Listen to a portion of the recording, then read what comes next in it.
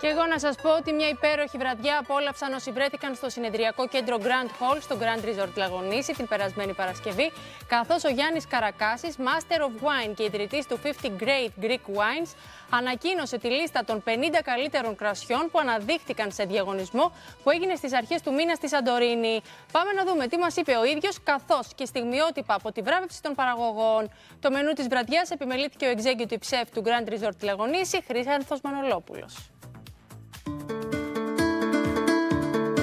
Η πολυαναμενόμενη λίστα 50 Great Greek Wines The List 2023 ανακοινώθηκε με απόλυτη επιτυχία στο συνεδριακό κέντρο Grand Hall στο Grand Resort Λαγονήσι.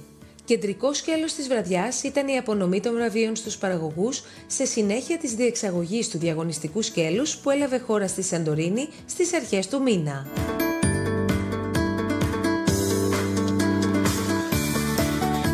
Μια πολύ σημαντική μέρα για το ελληνικό κρασί. Τι ακριβώς συμβαίνει σήμερα εδώ?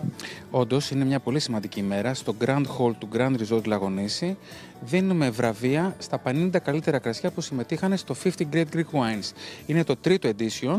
Το διαγωνιστικό μέρος έγινε στη Σαντορίνη και σήμερα λοιπόν έχουμε καλέσει τους παραγωγούς, τους χορηγούς μας και πάρα πολύ κόσμο, ενόφιλο κοινό που θέλει να παρακολουθήσει την πολύ σημαντική αυτή τελετή.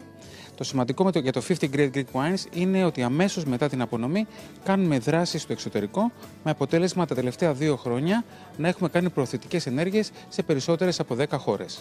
Ποιες αλλαγές έγιναν φέτος στο 50 Great Greek Wines? Ναι, φέτος τολμήσαμε σημαντικές αλλαγές ακούγοντας τις αγορές και τους παραγωγούς. Μία από αυτές ήταν ότι τα αποτελέσματα ανακοινώνονται αλφαβητικά, άρα δεν υπάρχει νούμερο μπροστά. Ανοίξαμε επίσης συμμετοχές στον πολλά υποσχόμενο κυπριακό μπελώνα και δώσαμε πολύ μεγάλη έμφαση και ανανέωση των κατηγοριών με αποτέλεσμα βραβεία να δίνονται και στα καλύτερα κρασιά των επιμέρους κατηγοριών, όπως είναι για παράδειγμα το καλύτερο ασύρτικο, τα καλύτερα ροζέ ή τα καλύτερα αφρόδη κρασιά.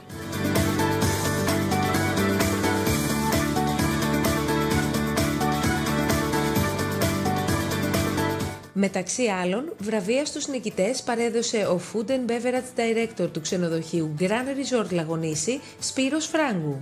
Για πρώτη φορά απονεμήθηκαν βραβεία και στους νικητές των επιμέρους κατηγοριών, ενώ τα 50 κρασιά που νίκησαν ανακοινώθηκαν κατά αλφαβητική σειρά.